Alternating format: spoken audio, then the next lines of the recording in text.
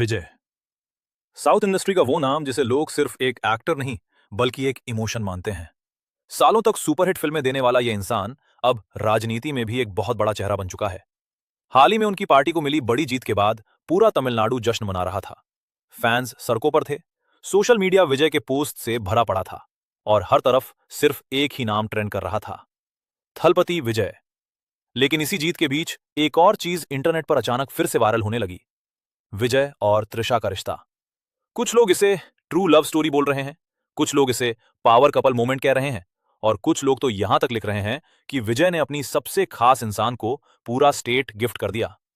अब यह सब सुनने में फिल्मी लगता है, लेकिन अगर पूरी कहानी को ध्यान से देखा जाए तो मामला इतना सिंपल नहीं दिखता। 4 मई को त्रिशा का बर्थडे था। 43 साल की हो चुकी त्रिशा को सोशल मीडिया पर खूब विशेस मिली, लेकिन उसी दौरान चुनावों में विजय की जीत ने इस पूरे मामले को और ज्यादा वायरल बना दिया।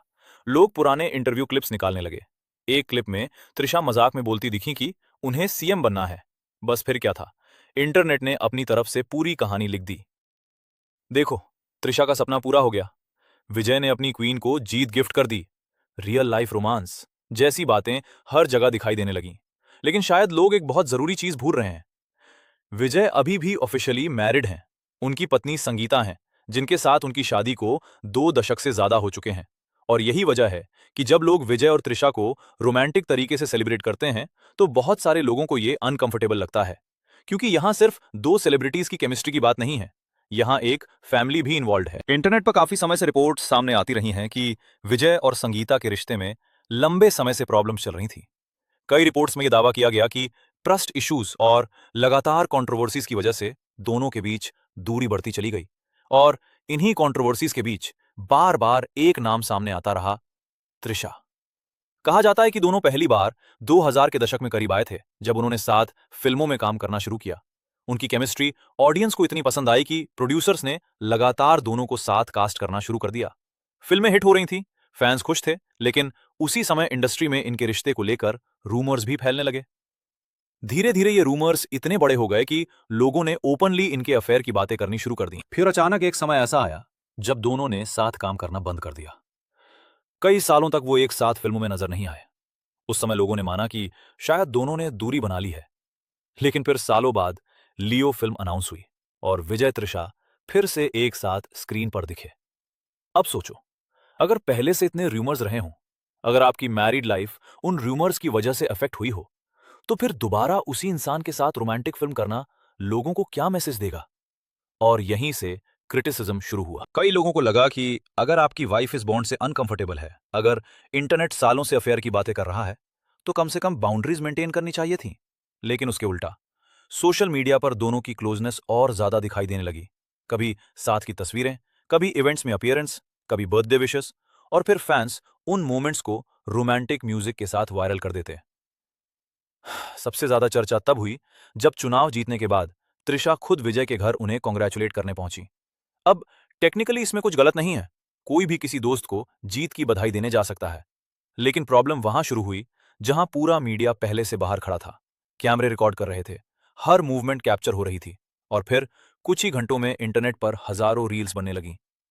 देखो असली प्यार, ये दोनों फाइनली साथ हैं, परफेक्ट एंडिंग जैसी बातें ट्रेंड करने लगी। लेकिन सवाल यह है कि क्या हर चीज को फेरी टेल बना देना सही है? क्योंकि अगर यही सिचुएशन किसी आम आदमी की होती, अगर कोई मैरिड इंसान किसी दूसरी वुमन के साथ बार बार इसी तरह दिखाई देता, तो शायद लोग उसे टॉक्सिक बोलते। हाँ, लेकिन सेलिब्रिटी कल्चर में अक्सर मोरालिटी बदल जाती है। जो चीज आम लोगों के लिए गलत मानी जाती है, वही चीज स्टार्स के लिए ट्रू लव बन जाती है। और शायद यही सबसे डिस्टर्बिंग पार्ट है। त्रिशा ने भी कई इंटरव्यूज में मैरिज को लेकर अपने व्यूज दिए हैं। उन्होंने कई बार कहा कि उन्होंने आसपास ऐसी मैरिजेस देखी हैं जहां लोग खुश नहीं होते, लेकिन सिर्फ फैमिली प्रेशर की वजह से रिश्ते निभाते रहते हैं। अब ये उनका पर्सनल ओपिनियन हो सकता है, लेकिन वेन इंटरनेट पहले से ही उन्हें विजय से जोड़कर देख रहा हो, तब लोग उन स्टेटमेंट्स को हिडन मैसेज की तरह इंटरप्रेट करने लगते हैं। कई लोगों का मानना है कि अगर सच में किसी रिश्ते में प्यार खत्म हो चुका था, अगर फीलिंग्स किसी और के लिए थी, तो चीजों को रिस्पेक्टफुली खत्म करना चाहिए था, क्योंकि सबसे ज्यादा दर्द आखिर में उसी इंसान को होता है जिसने सालों तक आपका साथ दिया हो। 20 साल से ज्यादा की शादी, 2 बच्चे, एक पब्लिक इमेज, और फिर अचानक पूरे इंटरनेट पर अफेयर की हेडलाइंस। इमेजिन उस सिचुएशन में कोई भी इंसान कितना हर्ट फील करेगा। अब सच क्या है क्या नहीं, ये पूरी तरह वही लोग जानते हैं जो इस कहानी का हिस्सा है। बाकी इंटरनेट सिर्फ असेसमेंशंस लगा रहा है, लेकिन एक चीज साफ दिखाई देती है। धीरे धीरे पूरा नैरेटिव बदल रहा है। पहले लोग इस रिश्ते को क्रिटिसाइज कर रहे थे, अब वही लोग एडिट्स बनाकर कपल गोल्स लिख रहे हैं। और शायद कुछ साल बाद पूरी कहानी कंप्लीटली वाइट वॉश कर दी जाएगी। लोग बोलेंगे, रिलेशनशिप तो डिवोर्स के बाद शुरू हुआ था, सब क्लीन था, ये दोनों हमेशा से सोलमेट्स थे। क्योंकि इंटरनेट बहुत जल्दी साइड बदल देता है। आज कंट्रोवर्सी है, कल वही चीज ट्रेंड बन जाती है। अब आगे विजय राजनीति में क्या करेंगे वो फ्यूचर बताएगा। एक लीडर के तौर पर लोग उनसे बहुत उम्मीदें लगा रहे हैं, लेकिन पर्सनल लाइफ को लेकर जो डिबेट्स चल रही हैं, उन्होंने इंटरनेट को दो हिस्सों में बांट दिया है। एक तरफ वो लोग हैं जो कहते हैं कि हर इंसान को अपनी खुशी चुनने का हक है। दूसरी तरफ वो लोग हैं जो मानते हैं कि रिलेशनशिप्स में लॉयल्टी और रिस्पेक्ट सबसे जरूरी होती है। अब इस पूरे मामले पर आपकी क्या राय है?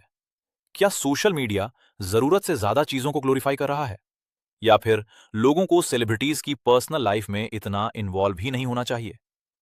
कमेंट करके जरूर बताना।